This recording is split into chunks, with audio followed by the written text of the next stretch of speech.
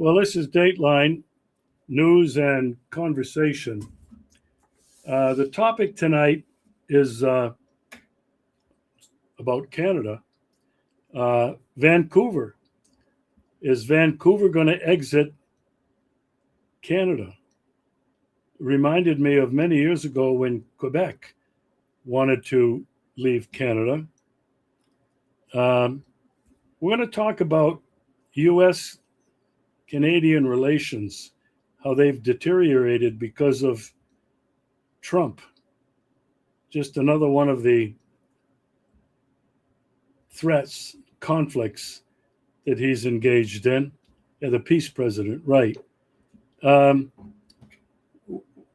My guest is Rick Walker. He's a longtime journalist.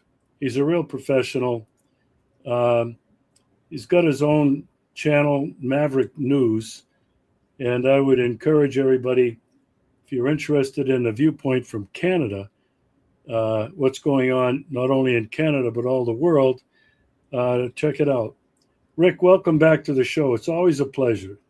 And a privilege as always. Thank you for having me back, Regis. So, as I mentioned in the beginning, I want to talk about things Canada.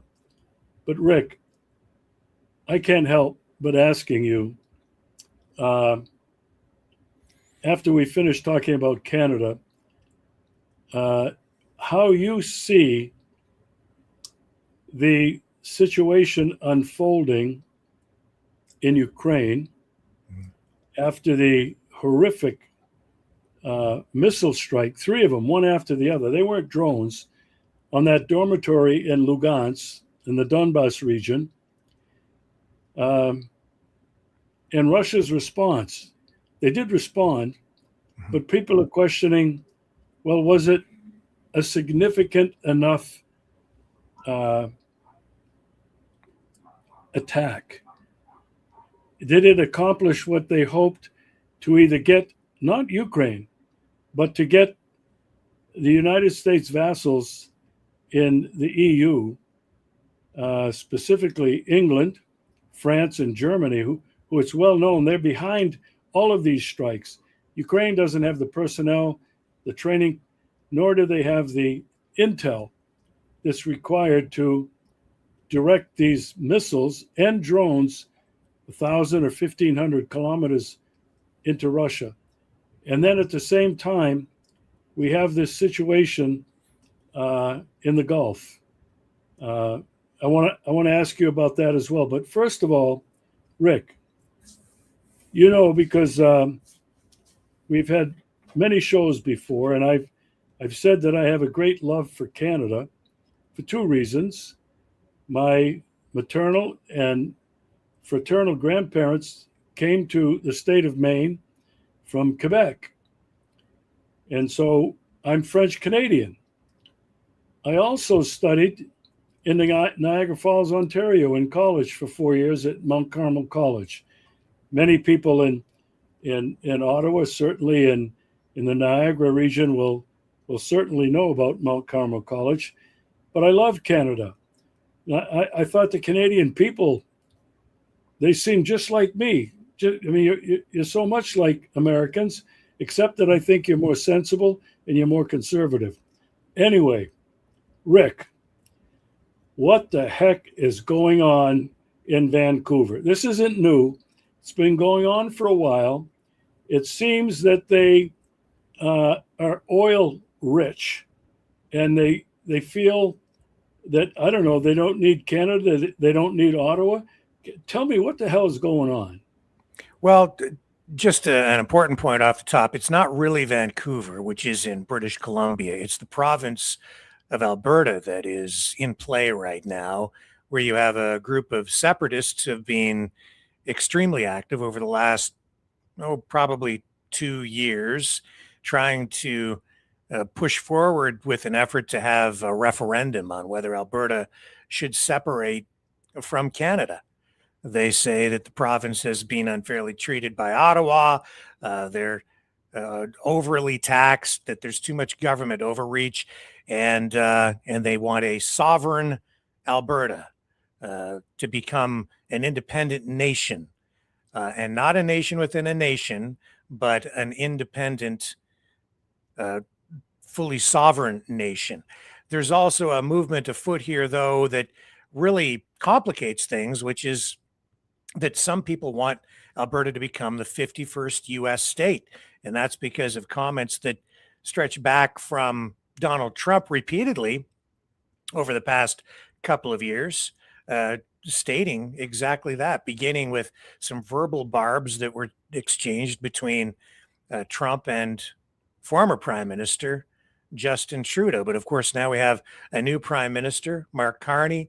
The last federal election here was fought on largely the threat coming from the United States to Canada and Canadian sovereignty. And Canadians voted for Carney and the Liberal government, and kind of rejecting the conservative, or at least the conservative in name, party here in Canada, because people became so fearful of what the United States might do to this country, like literally possibly take it over. And while other people were thinking Trump was initially joking, it has become painfully clear that no, he's actually very serious about it.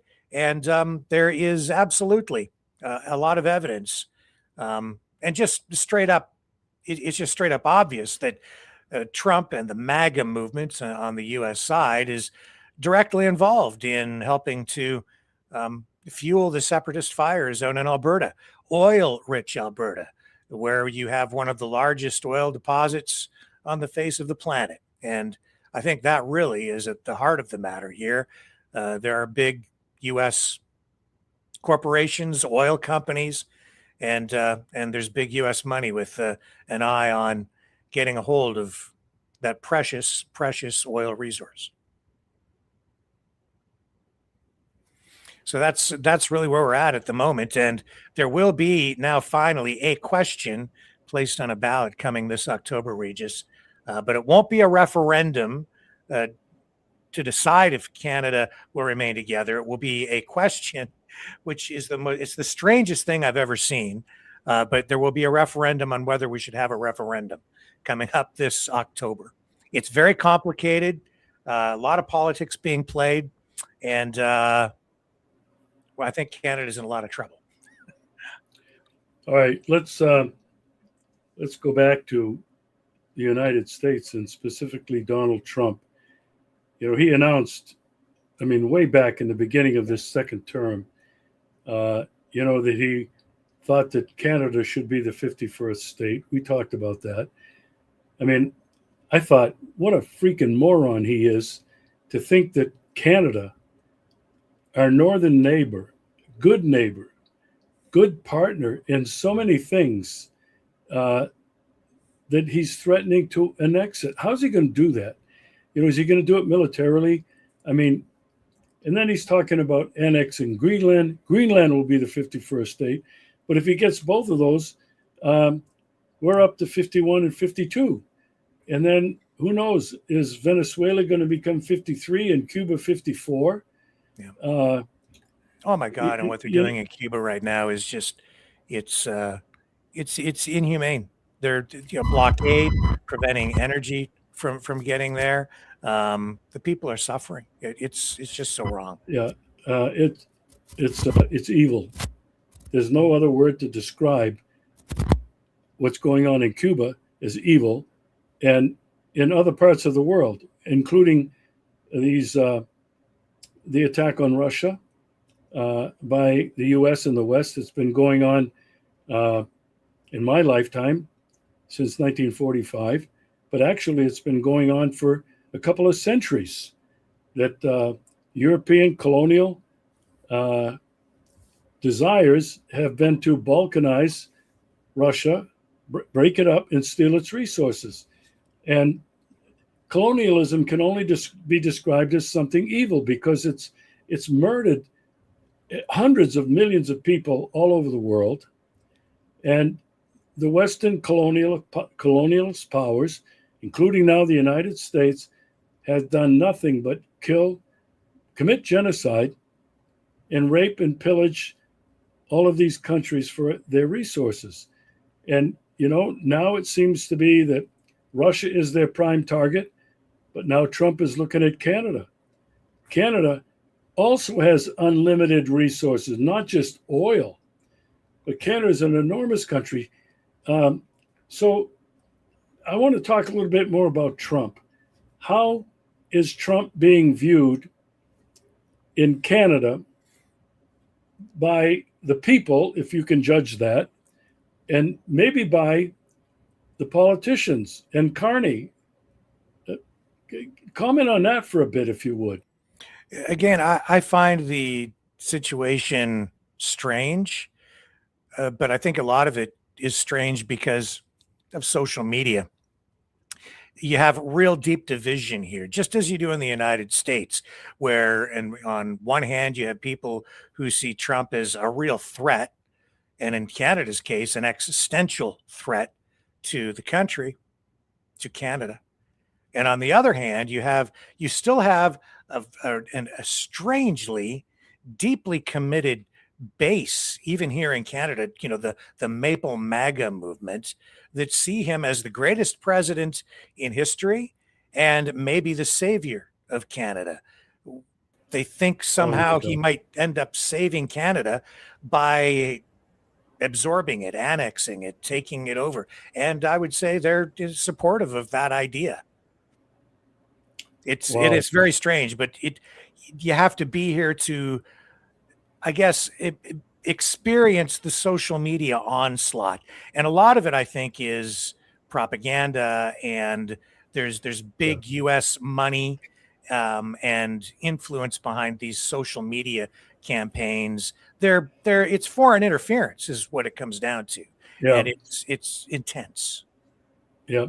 And the United States has perfected this art of soft power, using money, one, to bribe, money to create a vast network of people or bots that create exactly what you're talking about right now: misinformation, disinformation, lies, flat out lies, which the majority of people that are on social media are not capable of critical thinking. They're not capable of analyzing what is really happening to them. And, we've talked about this before, but I can't tell you the disdain that I have for the country of my birth. Henry David Thoreau famously said, somewhere around 1850 or 1860, that to be associated with the United States government, one has to be ashamed. And, that was back in 1850, the 19th century. And I think right now, how anybody can be associated with the United States government is beyond me. Well, that's the thing about Canada, Regis, is we don't have much of a choice because we're literally joined to the United States geographically, right? But it was the world's longest undefended border. It was not that long ago, prior to 9/11. You could just cross the border, show a driver's license, and they'd say, "Have a nice day," and that was it, right? There was no need to defend the border. But things have changed so much since then, and they continue to evolve in a very negative way. But we don't have a choice. We have to find a way to live with our neighbor to the south, and we're integrated with them economically because of our position geographically. Nevertheless, because of what Trump has been doing, our country has been it's been a major pivot away from the U.S. We're decoupling. We are finding new ways to assert our independence, to get away from the United States. Our trade links, being severed in many ways. That's why we're reaching out to countries around the world through Mark Carney, which surprisingly, because he has that liberal on him, I'm like, I can't believe I'm agreeing with a lot of what he's doing, but I can't disagree with reaching out to China to expand trade and to all these other countries around the world. it's pragmatic, it's necessary, and I think it's long overdue, frankly, because we need to assert Canada's sovereignty and independence, not Alberta's. Well, I was going to ask you about that. It's been fairly well reported and well known. Carney uh, has tried to connect with China on a trade level, on probably many other levels. China's really interested in development, Yeah. and development that's a win-win for everybody. China is not coming across as a colonial power. They never have been in their 4,000 or 5,000 year history. But Canada, from what I'm reading, is also making overtures to NATO countries and even to NATO itself. Can you enlighten me a little bit more on that? Because that would seem to me to be Canada doing this to Donald Trump. Yes, because you're or even giving him the finger. I mean, yes. What are your thoughts on that? It is a reshaping of the world geopolitically, isn't it? We certainly are entering a new multipolar geopolitical reality, and Canada is, it's strengthening, or I guess reaffirming its ties, its beginnings, even with Britain, because that's where Canada came from. Have never been, though, a country of conquest. We've been a country of compromise. We did not have a revolution. We have been a country of evolution. We didn't have a violent break from Britain. We have a constitution that evolved over time. First the British North America Act, and then later in 1867, we became a separate country, but still connected, still tied to Britain. And even today, even after 1982 and the patriation of the Constitution, here we still have the king as our king. But people really don't understand the relationship at all. They think it's like he rules over us as the king of Britain, but it's not really set up that way at all. He serves as our king, not the king of Britain serving over us. He doesn't rule us, he reigns over us. He serves us. It's a very complex legal thing. No kidding. But that's part of what Canada is about, where it's a very complex relationship that we have with all these other countries around the world, especially the United States, where our greatest friend is also our greatest threat. So we try to maneuver through all of these things diplomatically, using nuance and hopefully not weapons. Well, I'm known to be not a monarchist. Yes. I don't know, and it's not just because I was born and raised in the United States and I believed in the revolution. I know the myth and the lies behind all of that now, but this whole idea of monarchy, royal bloodlines, that somehow God and the Vatican approved of this, the Holy Roman Empire. But the thing with this, Regis, is this is one of the things that is, I think, saving Canada at the moment, because if Trump invades us, he's going to war with Britain and all of these other countries as well. And it's not as cut and dried, or it's not quite the way people think. When Carney became prime minister, in order to send a message to Trump, he summoned the king. He said, "We need you to come to read the throne speech." And so he did.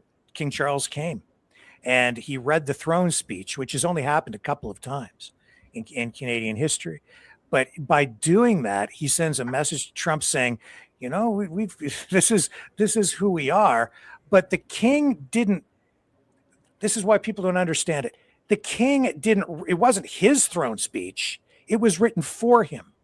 And so Parliament, the voice of the people, was expressed through the king. He read the words of Parliament, our representatives elected. So the monarchy, especially for Canada, has been an evolution as well. The involvement of the king. He does not rule over us. He does not create our laws. There is still royal assent at the end of a legislative process, but that's a long, lengthy democratic process that takes place where checks and balances are observed all the way along. So there's a process, a democratic process involved in the whole thing. This is not an absolute monarchy. And that's what people really don't understand, because in people's minds, they think that it is, the king rules over everybody, and nothing could be further from the truth, especially in Canada's case. He's there to actually protect us, not to rule over us. And Yeah. that's what, that symbolic position right now is being used for by Canada. And I'm grateful for it at this point, because that's one heck of a threat we have south of the border right now. So I just pray for peace every day. Yeah. Thank you for that explanation. I think a lot of people in the United States have no idea about that relationship. Yes. I think even less people around the world have any clue about that relationship. The thing that bothers me is that, and it's bothered me for a long time, that everybody refers to the United States and the people there as Americans. Mm-hmm. And you're an American. People in Central and South America, Americans. And so I've always, well, not always, but, for 20 years at least now, resisted that. I want to... if I may, that's an incredibly important point, because that's how Donald Trump sees the United States and America, because of the Monroe Doctrine, where even at that time, the United States was saying, we don't want any other countries coming into our sphere of influence over here. You can't have any influence in America, in the Americas. Stay away from here. This is all ours, basically. And then he has reasserted that through the Monroe Doctrine, right? Yeah. Where he's saying this is all ours. Venezuela, Cuba, Greenland, Canada, it's all ours. It's not the Gulf of Mexico, it's the Gulf of America. I refuse. I just said it, but I refuse to recognize the Gulf of Mexico as anything but the Gulf of Mexico. I make a point of saying it on the program. I have a campaign on it's the Gulf of Mexico. I think I'm going to get some T-shirts made. All right, listen, we're talking about the influence that the monarchy had in Canada. Mm-hmm. I would question that what influence the monarchy has actually in England. Mm-hmm. I think, it's this storybook thing that many of the people know the history, but does he actually have a say in the political parties? And does he have a say in the parliament? And then, Rick, we haven't talked about this, but I know you're completely aware of it. The City of London is an incorporated city. It's a corporation, and it's a bank, and it basically operates outside of the legislature or the parliament and outside of the king. And so, when we question just how much power the royalty has in England, I mean, we can go to any other country, Denmark, Finland, wherever they have a king or a queen, they really don't make the laws. And I think it seems to be more symbolic. But I appreciate how you clarified that for Canada. I want to talk a little bit more about the break from Donald Trump, Carney really kind of emphasizing the sovereignty of Canada, not only by going to China, but he's also been making inroads in Europe. I haven't heard if he's making inroads with other countries south of the United States borders. Maybe you can enlighten us a little bit about where else Canada is moving under Carney. Where hasn't he been? I think he has traveled already more than any other prime minister in history. He's going pretty much everywhere. European countries, China, Asia. Um, they've been talking to Mexico a lot because we have these trade negotiations coming up called the Kuzma negotiations. It's a free trade deal, and we've had free trade under the North American Free Trade Agreement. Then after that, Trump negotiated first the Canada-U.S. Mexico free trade agreement, which was, a new version of that. Trump now rejecting what he said was the best deal ever, calling this now the worst deal ever. He negotiated it. I don't know how you have it both ways, but there it is. And now we have a tariff war where he has literally picked a trade war with Canada. So yeah, he's been everywhere. I can't keep track, but he has actually been making a lot of deals and actual real deals. There was just a survey that came out. Canada now ranks number 1 in the world. I can't remember which who put the survey out, but it came out yesterday, ranked number 1. We were about number 18 or something on the list, if I remember right. Now, number 1 in terms of a country that other countries want to trade with, because we have trust, where the United States, Donald Trump has squandered that trust. And if you're talking about an economy and your currency and a place to invest, there's nothing more important than trust. Businesses want to invest internationally in countries where they know that they're dealing with honest, fair traders, not with somebody who's going to rip up a deal and try to rip them off. Listen, I don't think Canada is not part of the BRICS, is it? Not yet. Yeah, but with the negotiations going on, like we're talking to India, we're talking to Pakistan, we're talking to everybody. And the thing is, I think that Canada is going to end up being integrated into both, and I welcome that, because I think what's going on here is there is a struggle, a competition between Canada and the United States now, and Carney and Trump. The middle powers, the smaller powers, those are the ones where we are aligning with under this government more so. And while on the other side with Trump, he's like, we're the biggest, baddest Godzilla on the planet, and you have to do what we say. And we're going, well, no, maybe not, because together, all of these other small countries, if we work with everybody, we're just as big and just as powerful and more diverse and probably even more powerful. And I think Carney has actually found himself in a surprising position, because other countries seem to be looking to Canada for leadership on this front. That's why I asked you, because I was pretty sure Canada was not part of BRICS, but they're a perfect fit, except for one thing, Russia. Yes. Yeah. And that's unfortunate. Well, we got to get this Ukraine war thing out of the way and get back to peace and get everybody working together. And then we can work that out, can't we? So that's down the road. And I think not only get the Ukraine thing out of the way, get Trump out of the way. Yes, I think that's a big stumbling block. And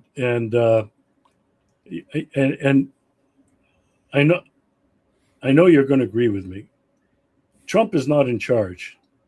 Trump, like every American president, I think Kennedy maybe was the last one that kind of broke away from the power, the big money, the multinational corporations. I think Kennedy and his brothers Bobby and Teddy, they understood what was going on, and that's why 2 of them are dead. But ever since then, every president, and this is not just my opinion, this is an established fact, they have been put there by big money. They have been controlled by big money, and in recent years by the Zionist lobby. There's no question about it. Trump, I don't even believe he was elected fairly. I don't believe it.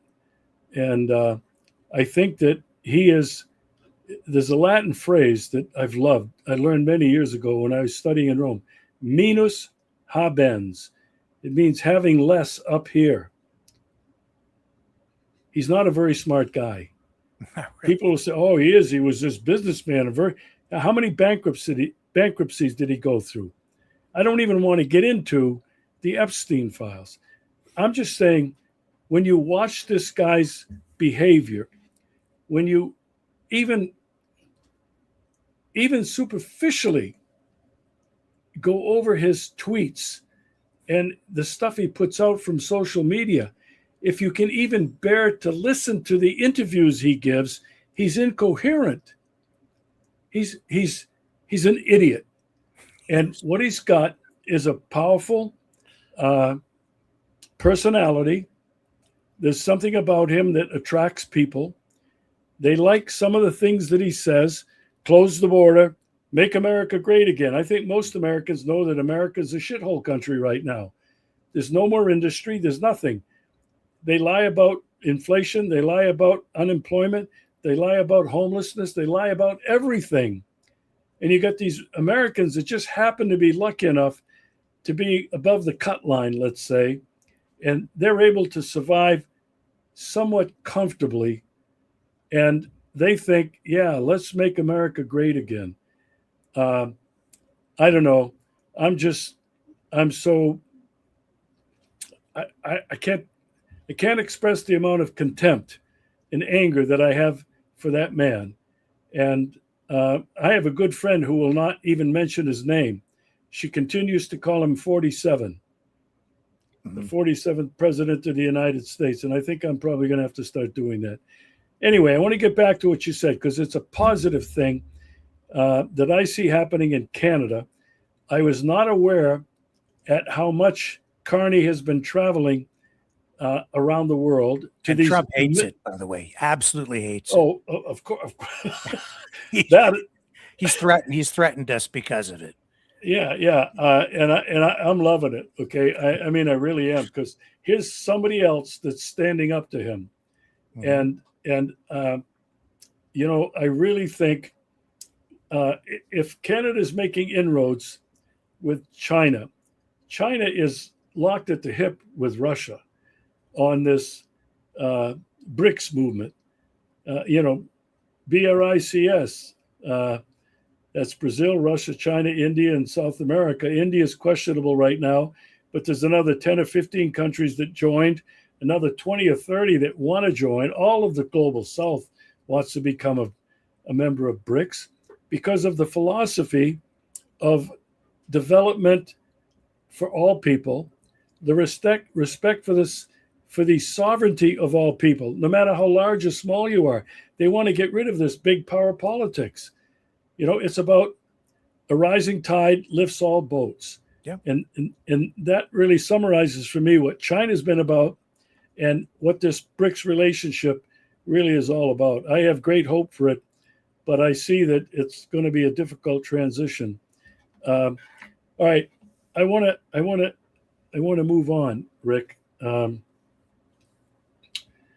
want to thank you, first of all, for helping me better understand what's going on in Canada, because I love Canada. As I mentioned in the beginning, I told you before, we had a history professor in college in Niagara Falls who said that Canada would be the number one country in the 21st century. Well, there's still a lot left in the 21st century for Canada to flex its muscles, let's say. Yeah. But now I want to get to current geopolitical events. I know you've been covering what's going on in Iran. Could you just describe for me and my audience what you think, who triggered this war? Trump. And why at this particular time? I want, from your perspective, what you think that was all about, because I think I know what it was all about. But from your perspective, what do you think it's all about? I think it's just the dumbest war ever. It in so many ways makes no sense. but it does give Trump some of what I think he wants, which is chaos. And I think that even blocking the Strait of Hormuz, or blockading a blockade, uh, gives the world higher oil prices. I think that his oil oligarch friends, these U.S. oil companies, they all profit from that.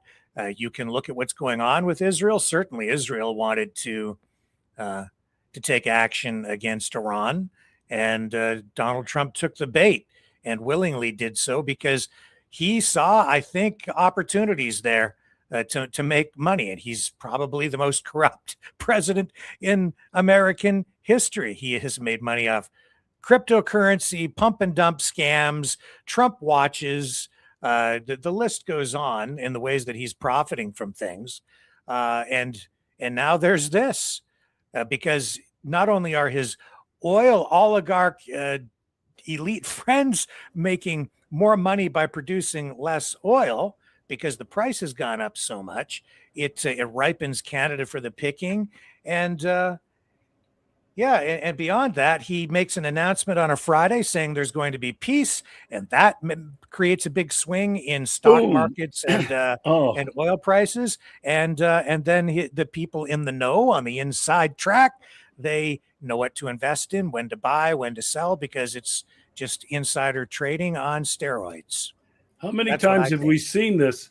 How many times have we seen this Trump manipulating the stock market? I mean, it's got to be a half dozen times now already. Oh, with more, this, I think, yeah. well, just with this war in Iran. I don't know, maybe it is more. But yeah, Yeah. when you look at it, cui bono, who benefits? Mm. You follow the money, and it's, you said, all his big oil friends, big corporations. Yep. They're the only ones benefiting from this. And as I go back and I keep saying Trump he's a puppet on strings. What a disgrace this guy is. He uses the presidency of the United States to hawk goods, like to sell crap to people. Cell phones, I was going to jump in. First of all, I think the first thing was Bibles. It was a Trump Bible. And then, because I did a whole show, I did 2 shows on Trump and corruption. And he is, without doubt, the most corrupt president. And it's blatant. It's in your face. He doesn't hide it. Crypto, Trump I don't know if they're in coins, Bitcoin. Lost 95% of the value. Yeah, he's selling sneakers for $350. He's selling guitars signed by him for like $1,500. Yeah. I mean, it's disgraceful. Disgusting. That it's so in your face that American people, I cannot believe they're not in the streets 24/7 and screaming for him to be removed. I mean, I can't believe. Strangely, his base, they love it. It's like they can't see it, they cheer for it. It's it's a mind wash, man. It's weird. Let's continue looking at what, and you mentioned he seems to like creating chaos. Whoever is controlling him likes creating chaos. I mean, look what he did with ICE just south of the border. In Minneapolis, where I have many friends, and I've been there many times. It was such a wonderful community. He sent those goons in and, kidnapping and claiming these Muslim men, Mexicans, dark-skinned, are all criminals. Yeah. It turns out that less than 1% of them have been convicted of anything. And maybe it was even a driving ticket that they got. And the lies that they're spreading about that, doing the same thing in Portland, Oregon, doing the same thing in Boston. This has never been seen before in the United States of America. This is not even the military. This is a bunch of gangster goons, a bunch of terrorists, in my opinion, and he has turned loose on the American people. And he's threatened, when he has brought the military in, at least on a couple of occasions, which is a violation of the Constitution. And he's talking about more chaos. Well, let's move away from what he's been doing in Iran. and the flip flopping back and forth. Now it's on, now it's off. Uh, is he controlled by Netanyahu? Netanyahu is angry at him. I mean, all of this tension. And then we have to come back to my part of the world. Uh, and I want your comments on what just happened here 2 days ago on Sunday, that 3 cruise missiles, I don't know if they were Tomahawks, but they weren't drones, that struck that dormitory at this school in Lugansk in the Donbass region.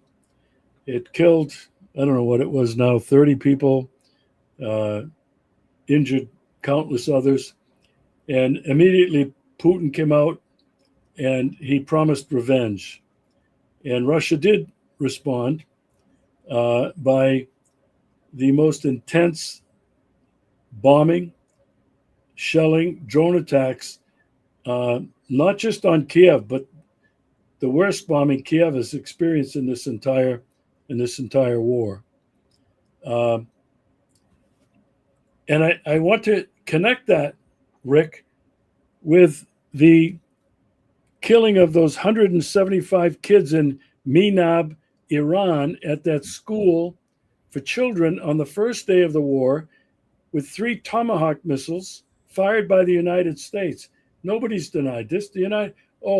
We're trying to see what really happened. Maybe it was a mistake. Actually, Trump denied it. He denied it, but the U.S. military itself has not, and yet he has. He won't. This is another terrible aspect of the whole thing. Well, here's what I hope, and I want your opinion on it. Yeah. I think anybody who's paying attention to news, they know, even in America, they know what happened in that school in Minab, Iran. Mm-hmm. I don't know if they have heard anything about the attack on that dormitory in Lugansk. But when people like you and I look at this, there's no... people are calling it a war crime. Mm-hmm. Rick, I said earlier in the program, it's evil. When you deliberately kill civilians indiscriminately, when you continually bomb civilian areas, this is evil. And I just want to know, Rick, what you thought if you connected both of these horrible atrocities, killing children deliberately, and what you thought. Was this reported on your side in Canada, this attack on this school dormitory in the Donbass? I know I'm sounding convoluted, and anyway, what are your thoughts? Well, it has been not as widely reported as I'm sure that it deserves. We've mentioned it on our program, both incidents. The one that happened first was, of course, the strike in Iran, and Trump stood there in a gaggle with media on Air Force One and said that Iran was responsible, that they did it. And I was appalled. And I said, we're supposed to be better than that. If it is a mistake, you own it and do what you can to try to make things right. First step is to admit that you've done something wrong, either intentionally or by mistake. But no, he wouldn't own it. Just blamed Iran. Too many civilians dying all the way around, and there are always civilian casualties for various reasons and all conflicts. But as a result of all of this, yes, Putin is vowing revenge, and we've seen it begin to unfold. He seems to have already started this systematic series of strikes on Kyiv, vowing to level the city and strike out and attack specific decision-making centers and centers of power. But it's extended beyond that. He's hitting, infrastructure and and just about everything in Kyiv. I just don't know, though, how effective that strategy will be, because it just doesn't seem to bring anything to an end. This particular escalation on the Ukraine front feels much more serious than anything prior. And I just fear that one response begets another one. And this is going to spiral upward again instead of toward peace. We're far from a resolution on this, I am afraid. And I just, I weep for people on both sides who are suffering. Yeah, just no everyday, kidding. regular people. Yeah. Anybody who's got any bit of humanity left in them has got to look at this. It goes, there's no bad guys. These are human beings. It's governments and extremely powerful forces above governments that are bringing this about. But I do have to ask you this. There's a debate. It's been going on for a few months now here in Russia between hardliners who are taking a position that Russia has not been forceful enough, that too many red lines have been crossed, which is emboldening the United States and the West to just keep escalating. And Russia's response, and people are saying Putin's response, has been patience to not escalate this to the point of the unthinkable. The unthinkable means a nuclear war where we're all going bye-bye. But the hardliners, and these are very influential people in Moscow, in the think tanks, two in particular who've gotten the most coverage, even in the blogosphere. Sergei Karaganov, who's been known to be a friend and an advisor of President Putin, is a member of a circle of influencers. In addition to him, Dmitry Medvedev, former president of Russia, has also come out, and both of them have claimed that Russia needs to attack the decision centers in Europe, specifically 3 countries that seem to be materially involved, personally involved in the attacks deep into Russia. And those are London, Berlin, and Paris. Others have mentioned Brussels, which is the command center, really, of all of Europe. So this is the debate that's going on here. Rick, how would you size that up? Reinforces what I just said. The escalation this time feels far more serious. We've seen saber rattling before, but this time I think it's a little more real, far more concerning. I wouldn't want to see it, because any war that begins never ends the way the people are told it will end when it begins. They drag on, they take twists and turns. You never know where these things are going to go.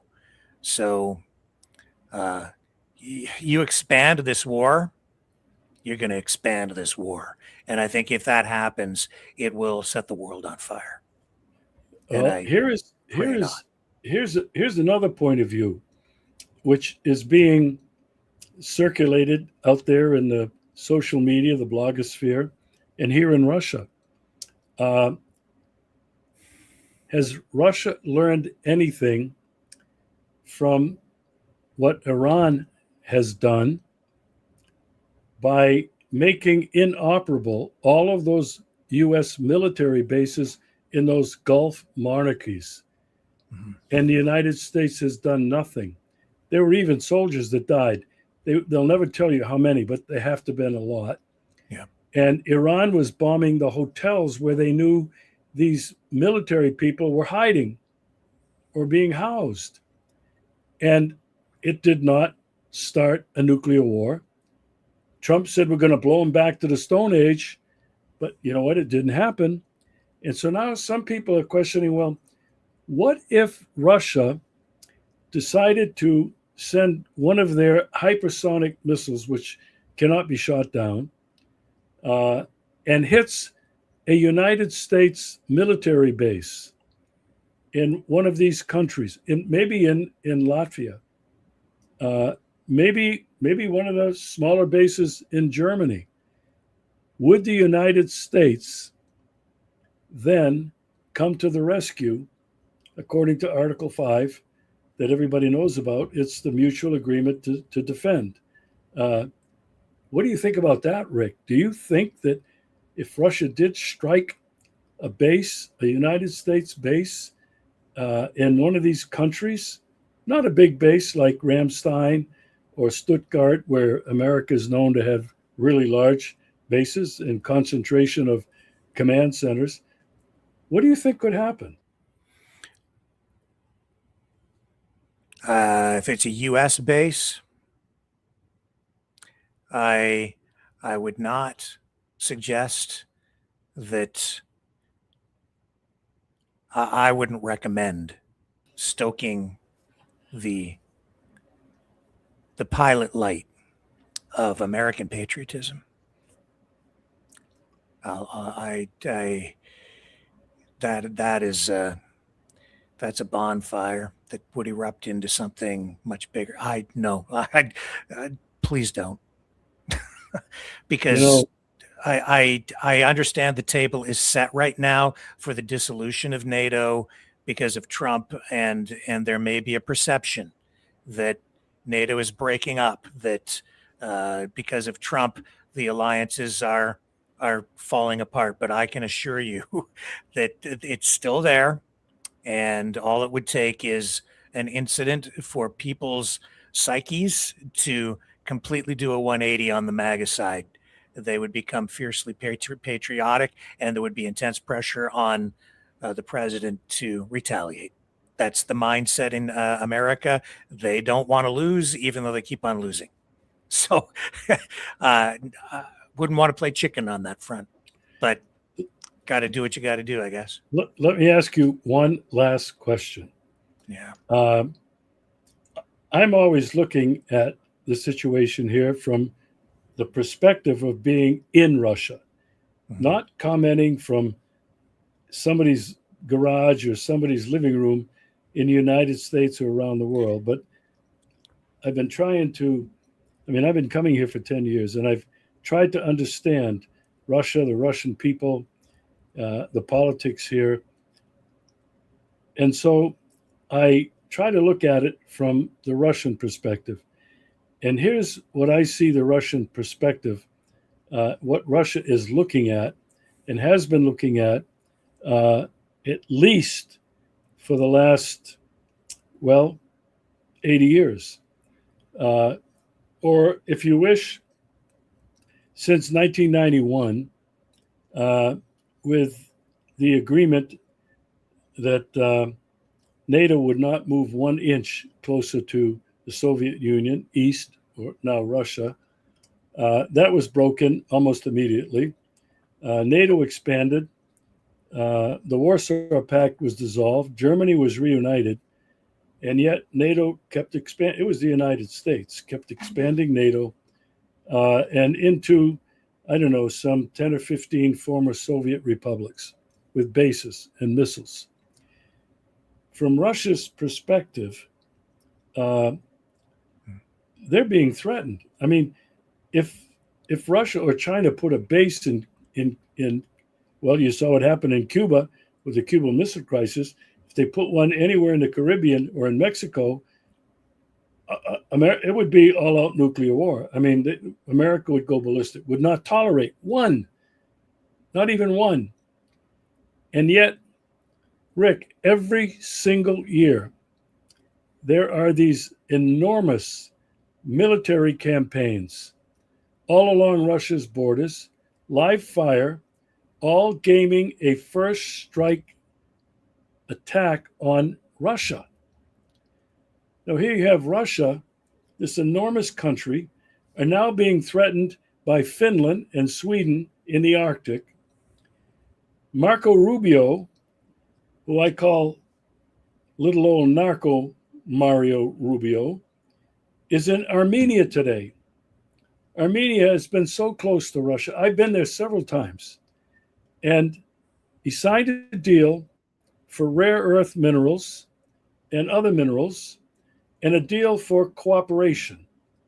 This is tearing Armenia apart. The United States has been there for decades, trying to pull Armenia out of Russia's sphere. Russia sees this. Russia doesn't seem to be doing much about it. And so, from the Russian perspective, when they look at what's happening all around them, you have to ask the question, if this is a matter of survival for Russia, as it is for Iran, to what extent will Russia go to assure its future survival? Your thoughts on this last question? I would say maybe what we need to do is look for a new way by looking to the past. And for me, that means looking back at Canadian history. How has Canada managed to survive in the face of repeated threats from the United States over time? And we have had military conflict with the United States prior to the actual confederation of Canada into a country in 1867. There was the War of 1812.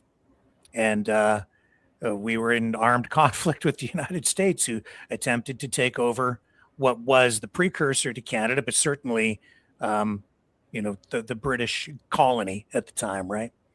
I would suggest that there are serious lessons to be learned there.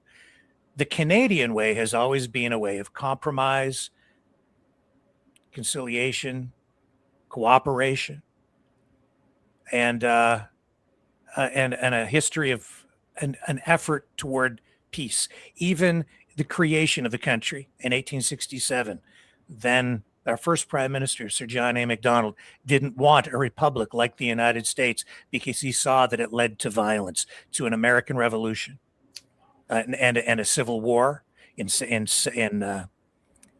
prior to the creation of Canada. So we learned from that, and we said we don't want that. We don't want a country that is steeped in blood. We want a country of peace. That's always been our way. Even our relationships with our First Nations peoples has been forged on cooperation, not flawless. It's been, there are a lot of pockmarks on that, and we try to make things right now. But we never had a revolution, and we've survived in the face of this threat from the United States, which is at a fever pitch again right now. And if you look at the way our government is responding to the separatist movement in Alberta, the rekindled separatist movement because of that in Quebec to some degree now again, and this effort to take over our country, we're taking it all in stride. We have a prime minister who's being very careful about what he says, while at the same time not taking any crap from the White House and saying, if you're going to do this, we're going to do that. And we're going to be our own people and our own nation. And that's why we are different than the United States. We are a sovereign country. We're not just Americans up north with a fake border between us. We are Canadians. And that's why I think even right now, Canada has become a reluctant leader for the world.